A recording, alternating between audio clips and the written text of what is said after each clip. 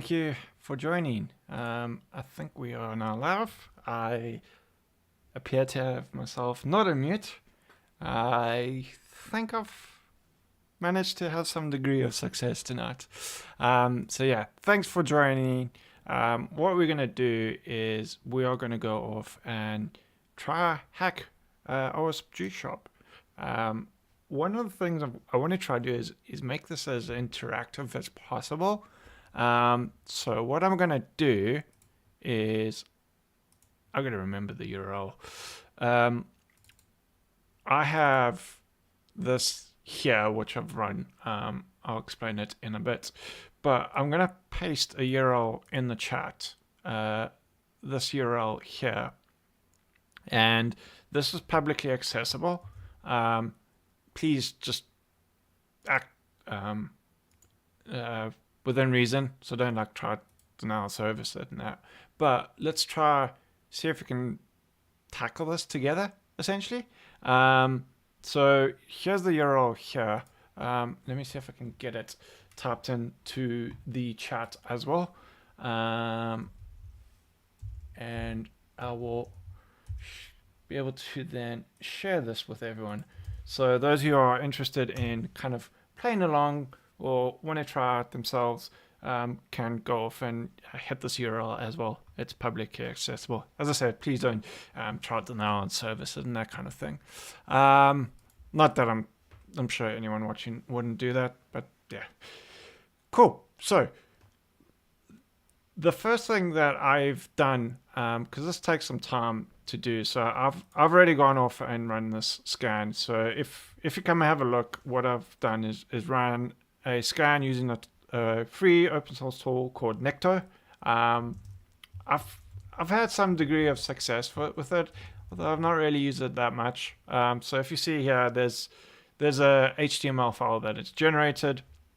So if you actually look at the command that I've run, this is the command itself.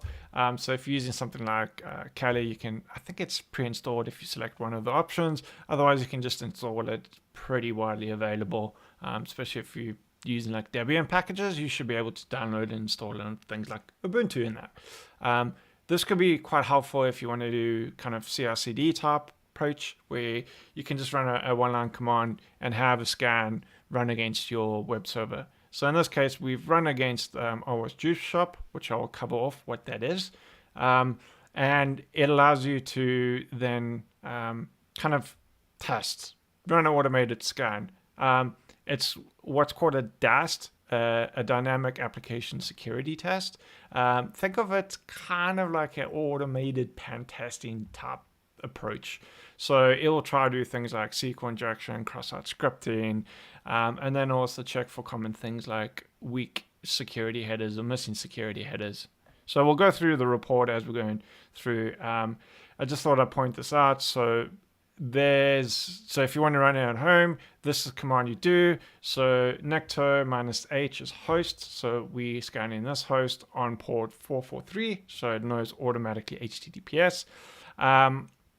We don't want to, the output dot means that you let it generate a file name. So if you use -output, you can give it a file name. I just use dots because I'm not very creative. So I just like go and use a file name. So it's generated a file name for myself. So basically, I think it's using host name, port, and then a timestamp. And then we're going to say it in format HTML. Now, what you can do is necto, I think help -help should give you help. Is it capital help? You never know with these tools sometimes. So this will give you all the different options. So you can use it through things like a proxy, and there's also a whole bunch of other things that you can set. So I recommend having a look at that. I'm not going to go through all of that now. But one of the things is, as I mentioned, the format. So you got all these different formats. So like JSON, HTML, XML, so on and so forth. So have a play around with it. But I've run this tool. The purpose of me running this tool is give us a starting point. So here's the output here. But before I start that, what is OWASP Juice Shop? So OWASP Juice Shop is a OWASP project, hence the name OWASP Juice Shop, and it's an insecure web application. So it has a bunch of vulnerabilities within it, and we're going to go off and try to find those. How successful we're going to be, I don't know. I've tried to tackle this in the past. I found some things, but yeah, I was very rusty. I'm still very rusty, but hey, we'll give it a go. So if you come to the project side, you can view all about it. I think there is a list of vulnerabilities in it. I just got to remember where that is. I saw it the other day. I don't know if it was an overview. I think it was some sort of list. Maybe it's on there. GitHub page. But the cool thing about this is the ability to just spin up an instance pretty easily. So we'll try to do that. Challenges. There we go. So these are all the different categories and vulnerabilities that it has within it. So this is what I was looking for. So it's got things like cryptographic issues and broken authentication and access control, like kind of a lot of the OWASP top 10 type things in here. So it's a really good thing to play around, and not just trying to learn and bash an application, but it's also a good training tool for presenting. So if you want to go to your development team or other teams and go, hey, this is what a cross-site scripting vulnerability looks like. Here's a real app. You can go and demonstrate that. So we'll go off and try break into this app. And I'll also give you an overview of how I approach when I try to pen test an app. My process may or may not be right, but it's my process.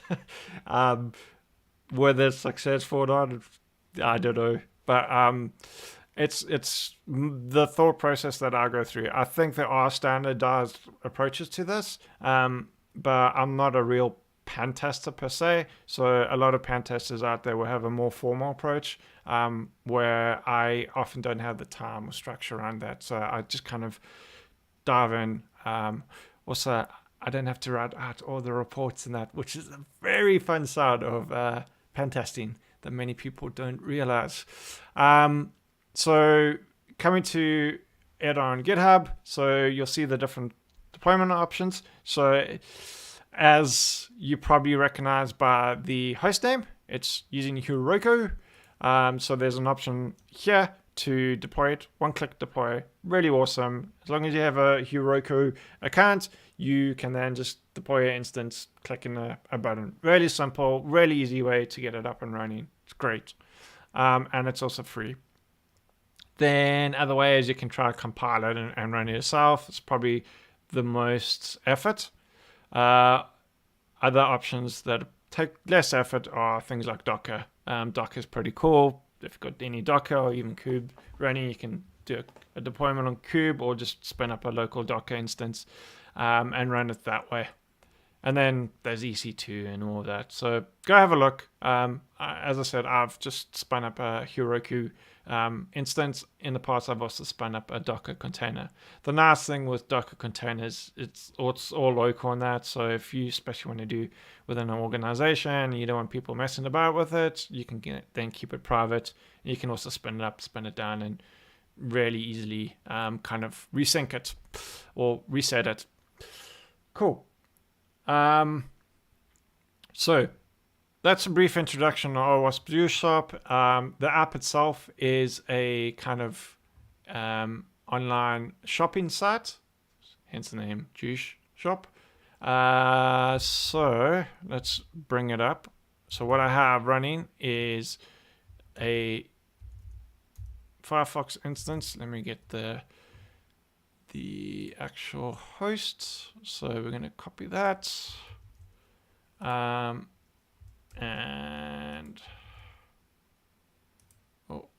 what is going on with my system? So if we go to that, and is burp running. So we'll get burp running. If you have a look, last week I did a session on all about burps, so go check it out. The session was recorded. It's available on my YouTube channel. If you're not familiar with burp, I'd just give an overview of the different options and things available to you in burp, and then also try to highlight the areas where the burp pro has a functionality where the burp community edition doesn't. And as you can see, I'm using the community edition, which is going to be just great for this. I also, for some reason, use my own browser. I don't use the burp browser. I guess old habits die hard. But yeah, that's just the way I work. Cool. So here's the app itself. Nice introduction. Getting help. We'll not focus on that because we know what we're doing and we don't read the manual. Like I always say and fail many times. So what we want to do, or what I normally do, is try to do as much automation up front. One of the things I've found is often at times a DAS tool may not necessarily actually find vulnerabilities itself, but it can also be very useful at finding interesting things that you can then see, like it catches your eye and you go, wait, something's just not right there, and then you actually go investigate further, and it leads to a vulnerability. I've had several occasions like that where it wasn't pointed out as a vulnerability, but because of some report or something in the actual scan results, it kind of caught my eye, and then I investigated it and then found a vulnerability that the tool actually didn't pick up. So scan tools obviously picking up vulnerabilities, but they may also find interesting things that then can point you to the right direction type thing. So I don't just view it as a tool to find vulnerabilities. It's also an information gathering tool that can help you kind of channel where you go in some sense often. So this is the first time that I've actually ever really looked at the HTML format of Nikito. Some of the tools that I've used in the past more often is Burp Suite, really great, but obviously you need the pro version for that. And then another awesome DAS tool, which is NetSparker. I think it's called Invicti now. Another great tool, but that's enterprise level type tool. So if you're just doing a quick and dirty pen test or something like that, and you don't want to fork out money for something like Burp Suite, Nikito is a good one. There are others out there, so Zap is another one. We can maybe try with Zap.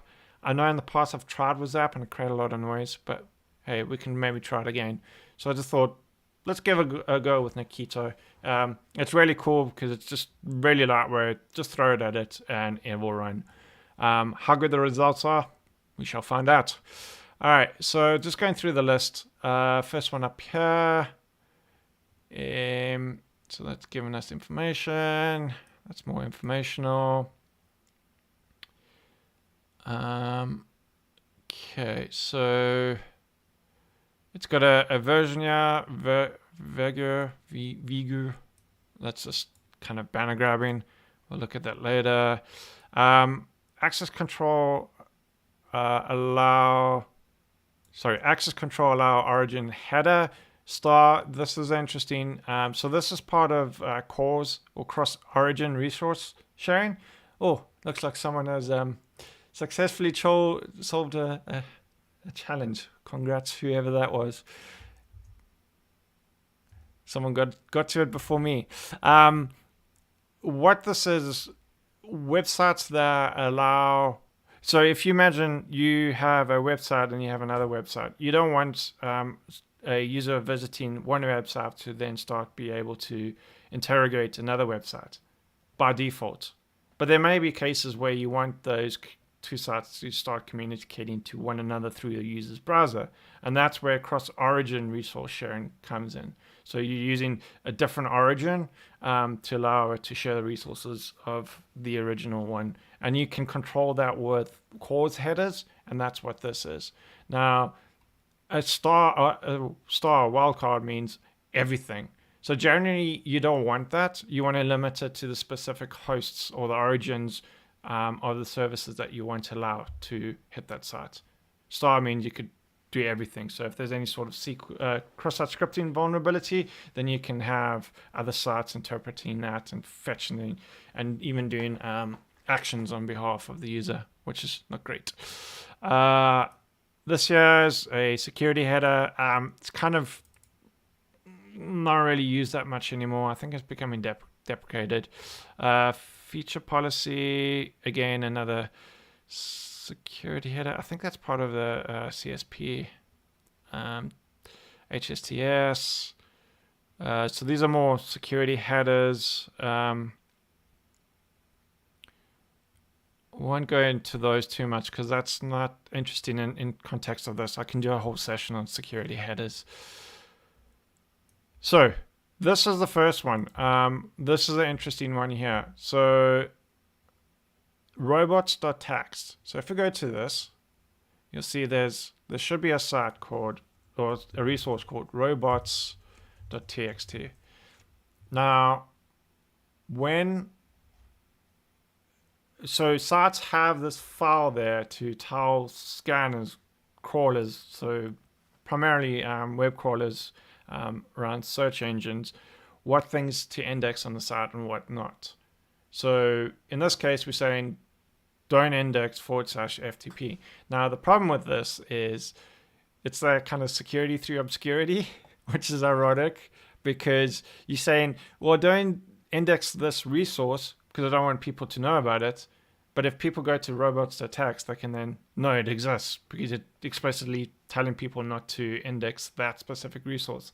So generally what you want to tell the crawlers is don't index anything, so like wildcard. And then that way you're not explicitly giving certain resources. So a good way from a pen testing point of view, or even CTF, a lot of CTFs actually do things around robots.txt, is go to robots.txt, see what's in there, and then you can actually learn some resources. So if we go in here and we go to FTP, we can now see there's a FTP site. So there's some interesting files in here.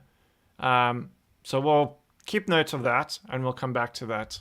So this is how you start building up. So when you're doing a pen test or something, start having a look at these, go down one hole, just keep a note and then come back because there could be something even more interesting. So we'll keep a note of that. Okay, so we've already covered robots.txt. Servers using the wildcard certificates. I personally don't like wildcard certificates. Can discuss that another day.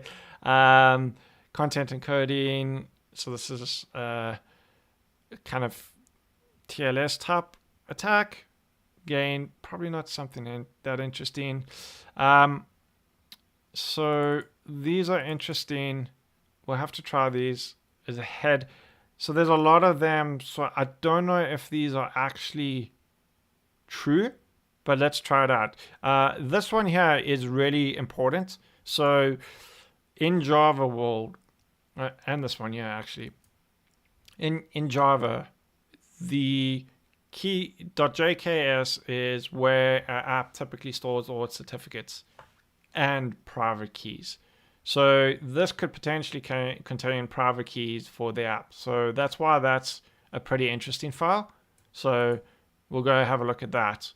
And then this one here is a .war. This is also pretty interesting. So in Java world, Web Archive, I think, yeah, that just stands for Web Archive. That is how you essentially deploy web apps in Java. It's a archive, just a standard zip file with a meta-inf and webinf directories, as well as the other appropriate directories, and then that's deployed to an application server, so something like Tomcat or Jetty. So if you can get this WAR, it could include things like configuration, because sometimes that configuration is bundled within the WAR, or even key stores and that. And then it also includes all the libraries as well as the class files. Now, class files is the compiled Java code.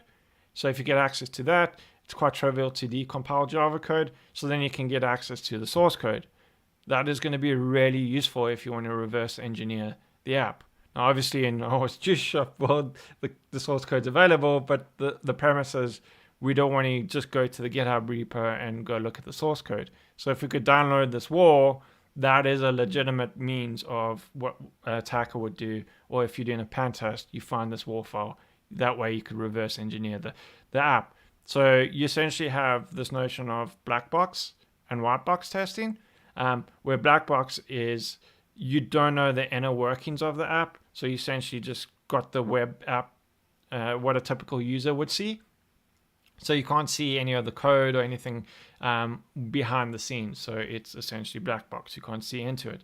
Whereas white box is you can see everything because you got access to the source code. So getting access to this WAR file would allow you to get access to all the, if this is the WAR file for the app, get access to all the source code for the app, and then makes it a white box. So that's pretty interesting. Now, why I'm not too sure about this is if you see all these, this is the problem with automated scans. Sometimes there's a lot of noise, and these may or may not be legitimate files, especially if it's using a head. It could just begin in like a 200 back or something like that. So that's why we need to go off and actually test this, which we can do now. So if we actually go, what we'll do is actually just try to browse to this. Now it did say head. We'll see what actually happens. Okay, so that didn't actually return anything other than the site. So if we go in now, where is that? Backup. That is interesting. So I returned a socket as well. That's pretty interesting. But let's just, there we go, backup. All right, so let's see what the request was. So we sent in a request, and we sent this response, and that's nothing exciting. Now, based on this is more or less what you kind of call a single page web app, where you have kind of this main page. So if you render this is not going to be really useful. Yeah. Where this is kind of moving towards, oh, maybe it's showing stuff. Maybe that's because it's downloading other stuff behind the scenes. But if you actually go view the raw file, there's no other HTML. Certainly none of this HTML here. This is HTML5, where you have kind of the main single page that loads, and then it's using a lot of JavaScript frameworks such as React and Angular to then load the data and then render that data in the page. So you'll see this is kind of why a lot of the web apps now are moving towards a more API-driven means.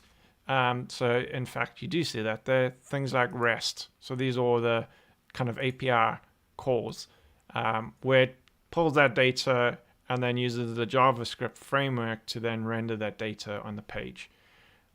You call any sort of page on here, you'll get that single main page. But that's not what we're interested in. What we are interested in is trying to see what happens when we send head. Now, get, I'm sure what a lot of you know, get will just pull the page.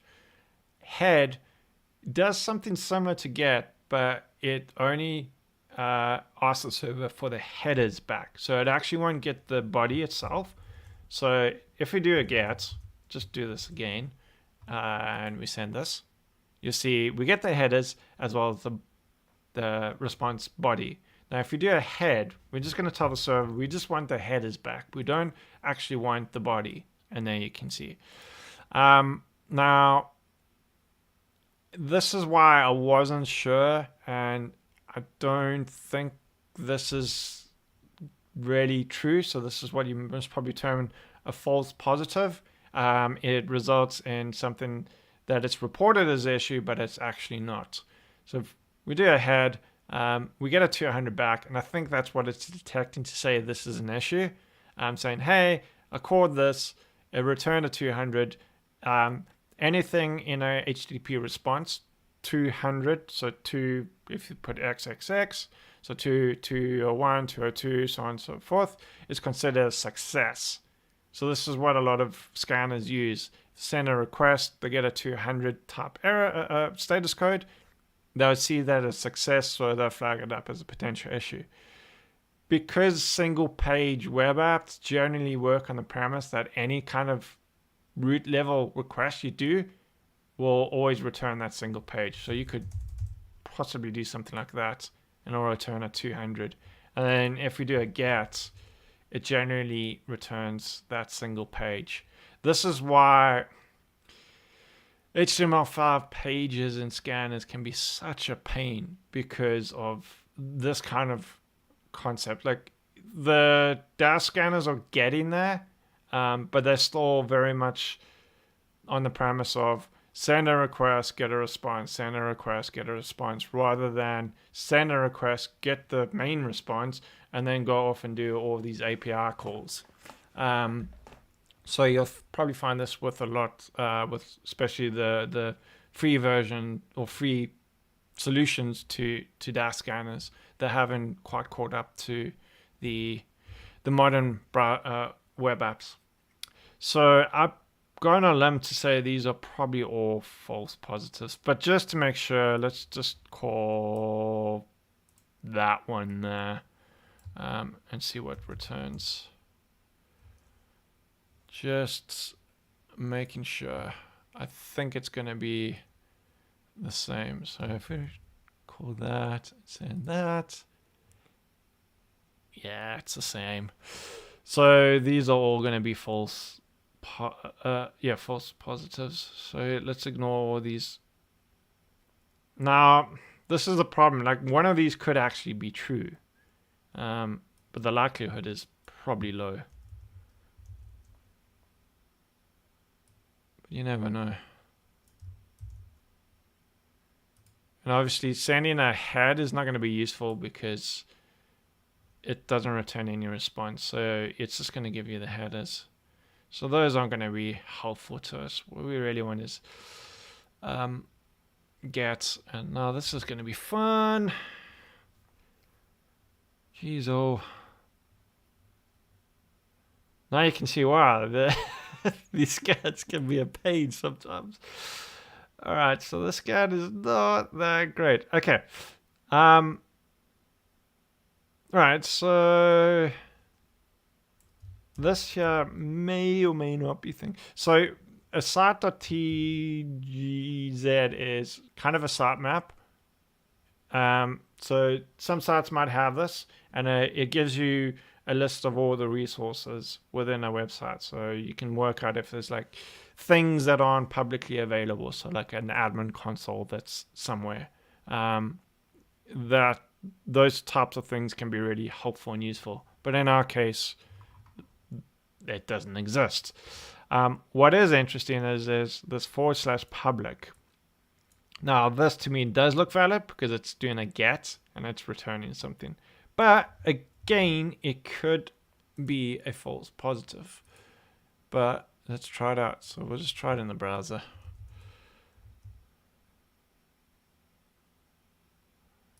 All right, so I'm going to leave that there because they might have something. But what actually happened there?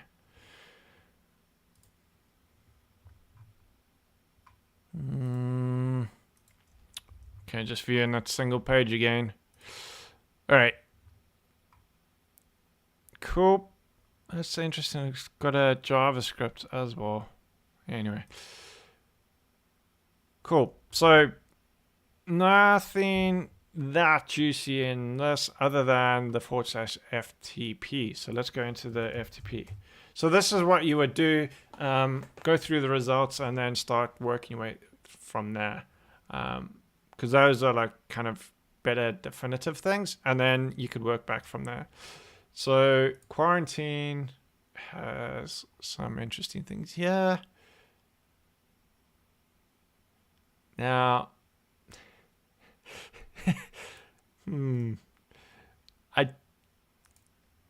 let's see what's in these files. I'm not going to run them because the fact that it's in quarantine should mean that you need to tread carefully with the file.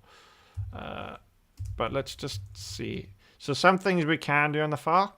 So let's download this file so we can do file. And this will tell you what type of file it is. So this is a Windows 95 shortcut. Wow, that's pretty way back in time. And then we can also obviously just view the file. So I'm just going to cat the file rather than run it. Okay, so it just looks like there is some GitHub URL, which we could maybe go have a look at. Let's just have a look at these other ones, if there's anything interesting in this one. It's probably going to be the same, more or less.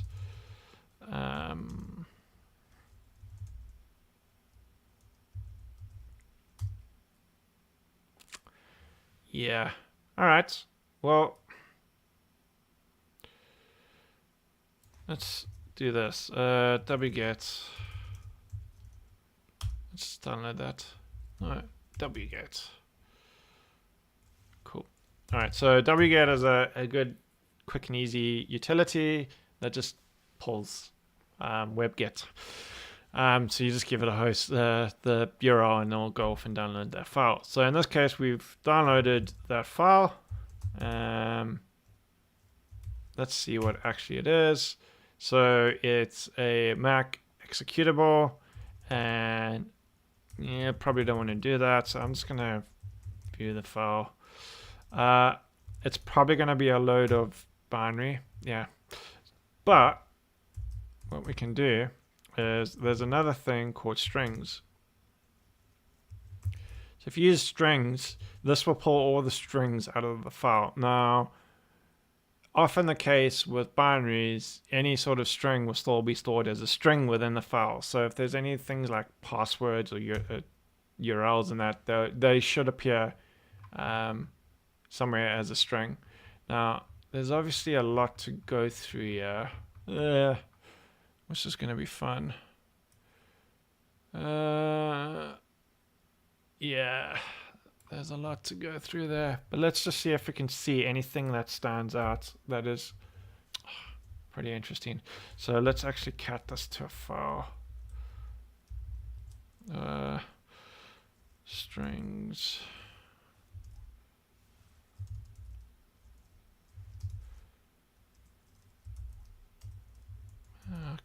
Okay, malware strings. Let's view it. All right, so that's a board ID. Okay, that doesn't look that interesting.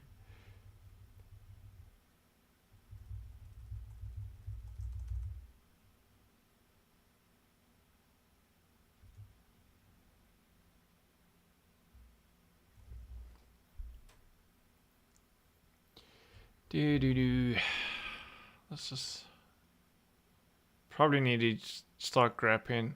That's a lot of stuff there. So let's work our way up to see if there's anything. That's probably where you need to spend a bit more time going through it and having a look. Also, doing things like trying to look for password might help. But I'm not seeing anything interesting.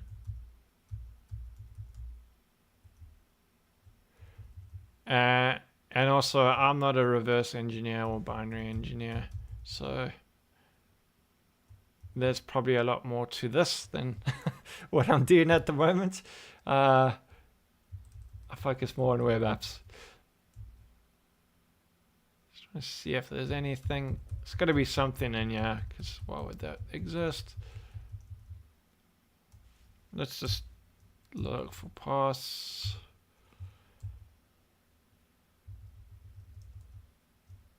Okay, so,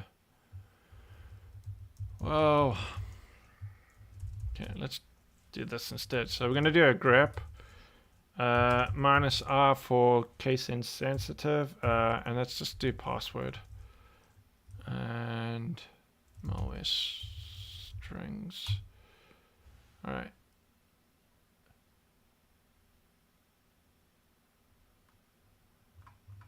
Let's see if there's anything. Okay, so this looks like you could actually maybe even run this. It's got some sort of, maybe it's a way to break it or something. I don't know. We can come back to that. This is also the important thing when you're pen testing is at times you can kind of get stuck or go down a rabbit hole and then spend a whole bunch of time focusing on one thing. And then before you know it, you spend a day doing it. And in a pen testing environment, that's kind of really important to note because you only have a limited time period. Often it kind of varies between a week and 2 weeks. So you want to find as many things as possible, but you also don't want to fixate on something that's going to take a lot of your time if it's not a definitive thing. So there's obviously something to this, but let's see if we can spend time and actually find something else. And this is where you can maybe kind of sandbox things. So what you would do is say, okay, I've had a look. It looks interesting. Nothing I can see that explicitly stands out. So what I'm going to do is take notes, and then if we've got time at the end, come back to this. So that's what we'll do. We'll come back to that. After all, there is other things, or there are other things in this directory here. So we got these. So suspicious errors.yaml. This looks interesting. So this here is really good. So we get a specific version of a library that is being used. So what you could then go off and do is look at something like CVE details. CVE details. And if we enter in, what's it, Express, you can start finding out if there's any, of course, any vulnerabilities around the Express web framework. So this was what, 4.17.1 and Express. So if you come here,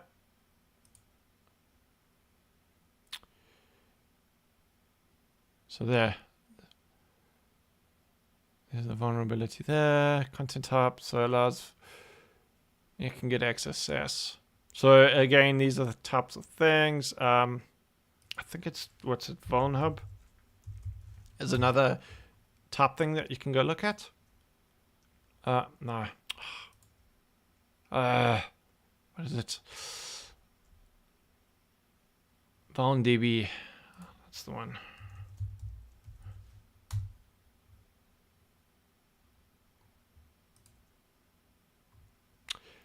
No.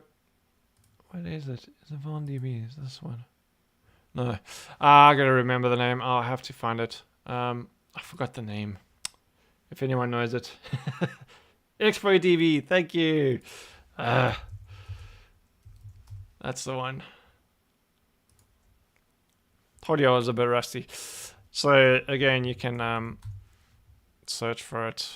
This one's might be a bit more useful. So this will actually find all the exploits rather than the actual vulnerabilities. And of course, this is going to be fun because it's Express framework. So I don't know if we can just do Express framework.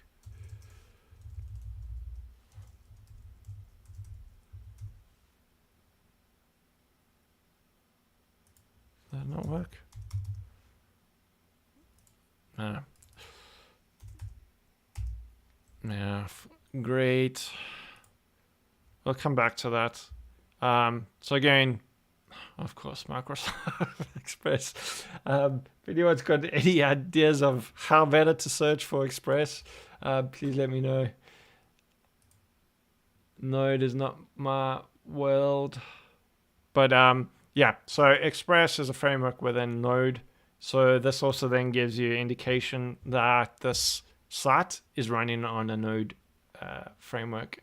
So that gives you information that you don't know off the bat that can help give you sort of ideas of things to start looking for, as well as this error.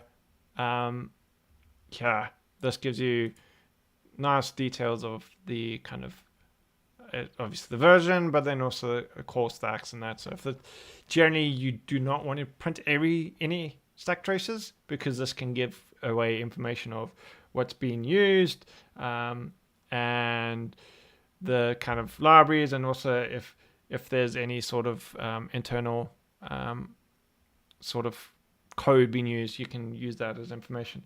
So thanks, Fresh Prince, to seeing you. Do you know anything on ExploitDB, how we could search for Express as the vulnerability? I don't know if Node might work. Nope. Oh. All right. Yeah. And what's up, Fresh Prince? Thanks for joining. Yeah, we'll come back to that. So this one here is a keypass file. So if we do this file, what is it called? Incident. So you can see that's a keypass file. Now, obviously, we don't know the password for that, but then you can use something to break that. So again, something we can come back to. This one here. So that's interesting. Another error. Why is it giving errors? So that's actually interesting. So sorry, I'm not thinking clearly. So it's giving me a 4.3 on this. If I click on it. So that means I don't have access to that. So there might be a way of breaking that and getting access to those files. So let's see if we can actually start doing that. So if we go off to this, we can see there's a 4.3, right? Now this here, what is this? It's nothing interesting. When you're viewing things from the server that you're sending or being sent, one of the things to look out for is often things are sent in base 64 because they better format to transmit. And the way you can view base 64 or see if something's potentially base 64, doesn't mean it always is it's going to be alphanumeric, and at times, depending on the string, not always, it will end in a equals or equals or a plus. So my advice is if you see something like that, just shove it into a decoder. So in this case here, I'm just going to shove it in there, decode it as base 64, nothing. Base 64 URL is basically it doesn't put the equals at the end, if I'm correct. But yeah, this case here, it looks like it's probably some injected thing. Let's just send it to the decoder itself. It's showing some other weird things, so I just want to see. This looks like in text format. All right, so yeah, that's probably encrypted. So that's not much use. But what we could do is let's go to the decoder. I don't know. Change that J to a B and then encode base 64. And then use this to send. It's probably not going to do anything, but we'll see. Okay, no. All right. And if we don't send that, don't think that's got nothing to do with it. Okay, so we probably need to have some cookie or something, so we can come back to that and note that. Acquisitions.md. Okay, so now we've got this file. So let's see what's in here.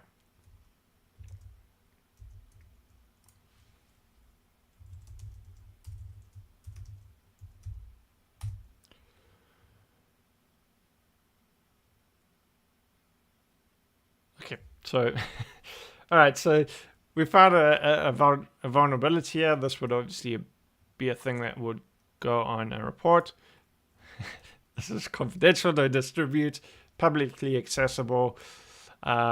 This gives away pretty sensitive company information. So this would be pretty significant, and this would kind of be, we have to block this now kind of thing. So this is definitely a finding here. So we found one thing.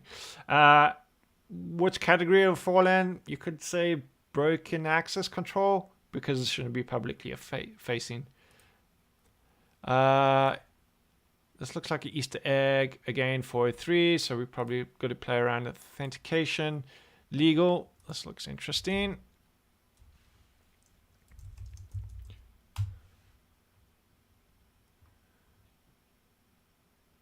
Alright, so this one, yeah, is probably not, yeah, this is not that interesting. So this is more terms of use than that.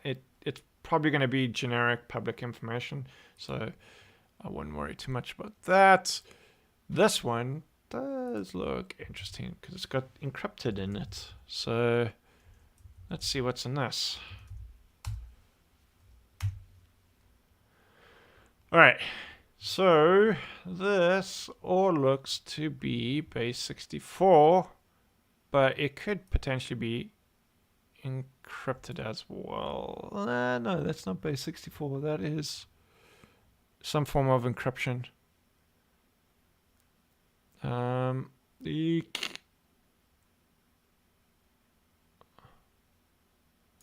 so that's some form of encryption. So if we do a file on it, what's the coordinates?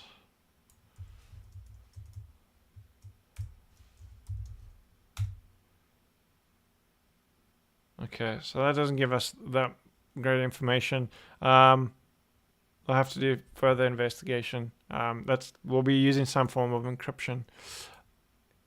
That probably this file, encrypt.pyc. So pyc is compiled Python, so it's probably using Python to then encrypt that. So we'd have to get this, and then we could probably decrypt it, and that's probably 403. So there's definitely some interesting things in here.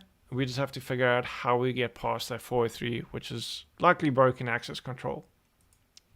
And this is kind of the way I also go when I'm doing pen testing, is I work my way out and in. So all of that's publicly accessible up to the point where we can't get the public information. So we got that confidential document that was public. We don't need authentication to that. That is the most detrimental, because often the most detrimental, because you don't need to bypass authentication. And obviously broken authentication is a thing, but hopefully many apps don't have that. And that severely limits the scope and feasibility of exploits. So that's why I always prefer prodding and probing from the outside using a public view, and then work my way in from there. So in this case, we still have some stuff that we can look at. We got all of these things on the side. A very good useful one is this here. So there's a search field. Now, anytime that you have an input, you should test for things like SQL injection and cross-site scripting. So sometimes the way I do it is I might just go test, and then we'll see what happens. So in this case, we can see it's the input is actually reflected back. So what we can do is that. Now, the reason why I put in that is that's what you start HTML tags with. And you can go in and inspect this. I mean, you could just put script alert script, but the important thing is you want to go in and test this. Now, if we put script alert script and the script doesn't execute, I don't know if it will, it may or may not. But you come look at here and you say, oh, it's HTML, it shows. This always used to catch me out. You actually have to go in and edit as HTML, and then you'll see it's frustrating. I don't know why browsers don't show this when you're viewing the source if it's HTML encoded. So in this case, it is HTML encoded. So if we go put something like script alerts, XSS, script. That is interesting. Okay, I did not expect that. I expected it to show script alert script. So now let's go in and actually see what's happening. Oh, okay. So as you can see, it shows it as script, but let's actually view it as HTML and see what's happening. All right. So it is actually pure HTML. So now I'm curious why it's not actually executing the alert box. To answer Freshpants, yeah. I will be doing multiple sessions of these, trying to work through the app. Yeah, so we'll finish this one up fairly soon, but we'll definitely be doing more. I am curious why this is actually not executing. So let me, because that should have executed. So at the top here, you can also see this. No, that's just your own coding. That is interesting. All right, so let's just double check.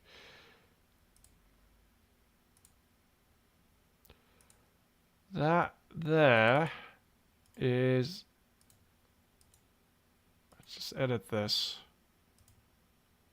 Okay, so that is definitely JavaScript, right? That is not HTML encoded. Hey, Atomic. Yeah, I also got to admit, like, I've not been pen testing that for some time now, so I'm very rusty. So please forgive me. So if you don't have a script running, then another good thing to come to is the console.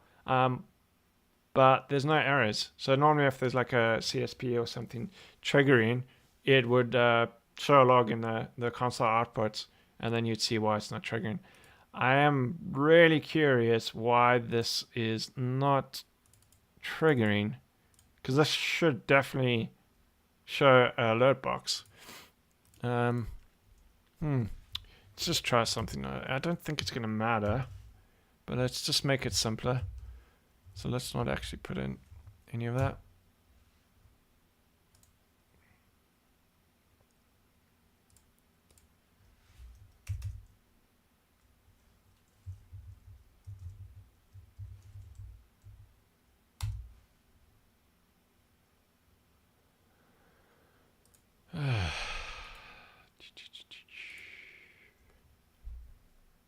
That is so weird. I'm gonna have to have a look at that. That is just... Did I get it right? Script, alert, script. Yeah, I didn't misspell it or anything. Be my normal thing to do. Yeah, there's no CSP. There shouldn't be a CSP triggering either because, well, there's no CSP being set. Let's just double check. It would have shown in the logs as well.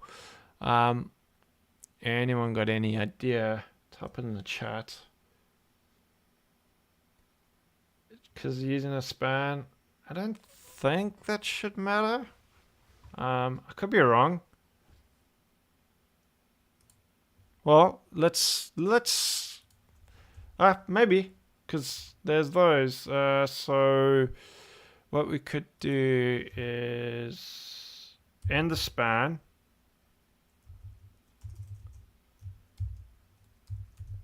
So if you end the span, so that will end that. Open up a new script tag, and then we'll be outside of the span, so we can just do that. I'm gonna just make this a bit rather than that. Okay, so we're getting somewhere. Right, so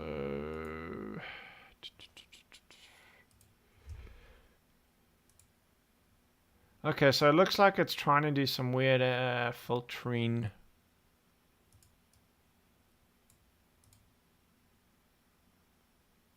Search value.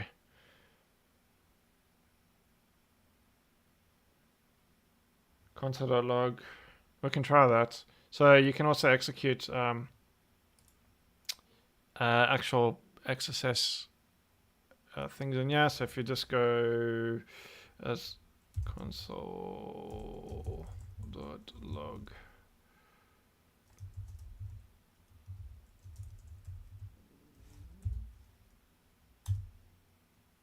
Yeah, that runs.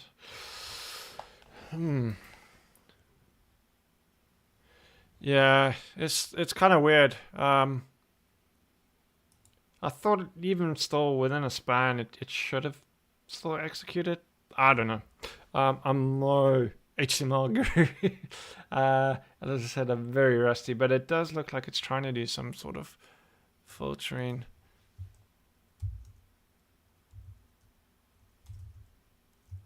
Just try this again.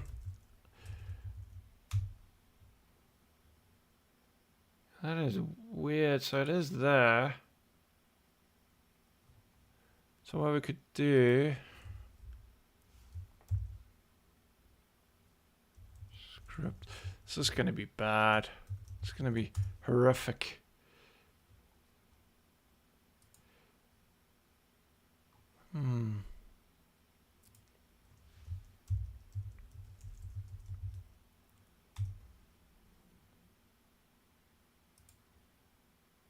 Yeah. Yeah, I'll come back to this one. I'll need to spend some time and figure out what's going on. I don't want to take up everyone's time. Hey, Marine Cake. I'm just really curious about this one. I really want to get it to work. Alright, well, let's not spend too much time on that. We'll get something. Let's go into one of these. So you can click on reviews. Okay. More information. Reviews. Alright, so I'm guessing you can put a review. You can also go to account, log in, and change your language. Right. And then on the side here, you can give customer feedback. Alright, so this one may have better things. So let's just do a test review.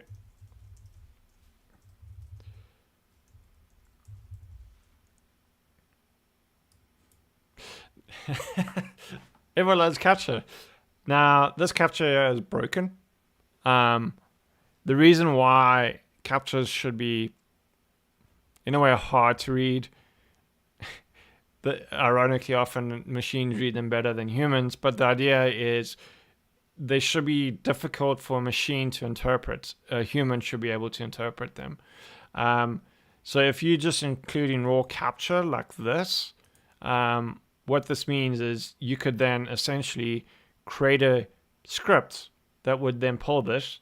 So you literally can write a Python script that can make this request, get the ID, so the value of this ID, so we know it's code, get this text, pass it, and then complete the capture. Captures are there to prevent machines or bots executing that specific feature. So customer feedback or creating an account or so on and so forth. So you certainly don't want any capture thing to include a means of being able to script that, because that kind of defeats the whole point of capture. Now, I'm going to get my maths right here. I think 3 plus 4 plus 4 is 11. It's going to be... Now, what's likely here is this could be kind of a combination of two things. This could be like stored cross-site scripting. So the results is stored somewhere. We don't know what it is because we can't see that yet. And there's also like blind cross-site scripting where input in one area might show up in a completely different area. So typically when you're testing for cross-site scripting, you'd enter in a request and then you receive the response, typically on the response to that request or within that same sort of functionality. So that way you can put in something like we're doing at the top with the search and then see the response. In this case, we put in the request, we can't see where that result is stored.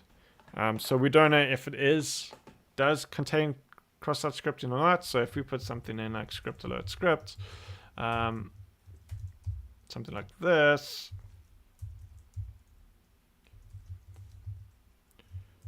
I'm just going to call this feedback XSS.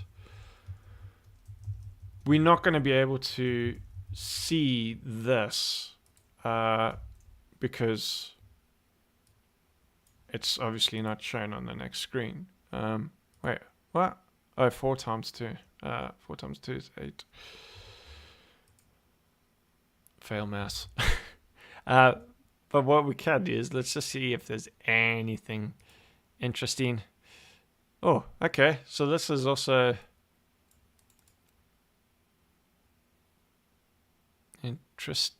well, this again kind of breaks the whole capture thing as well. So if you see, we can make this call to request and we can just pass this and get the answer. So we don't even have to pass this page.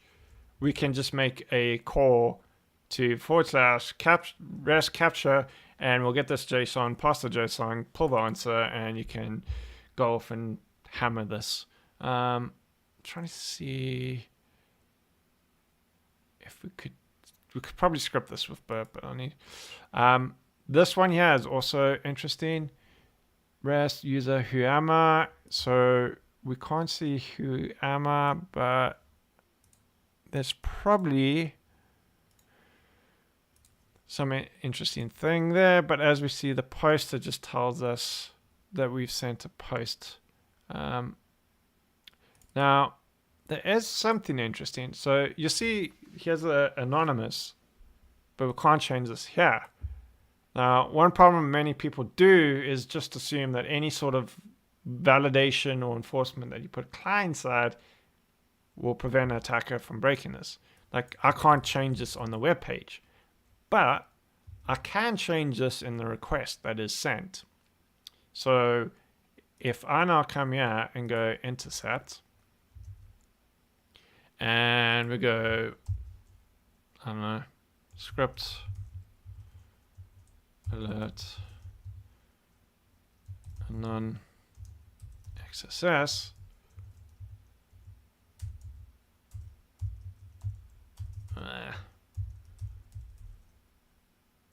Script.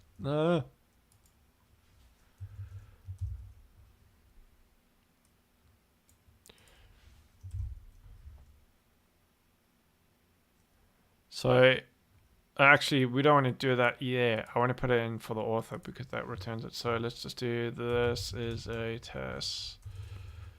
test review. Okay, submit that. Now burp should intercept that.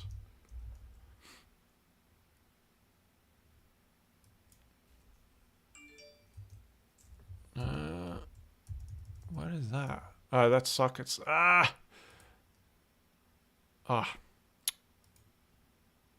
just going to turn off WebSockets because these can sometimes just become a pain. Try this again. Another test review.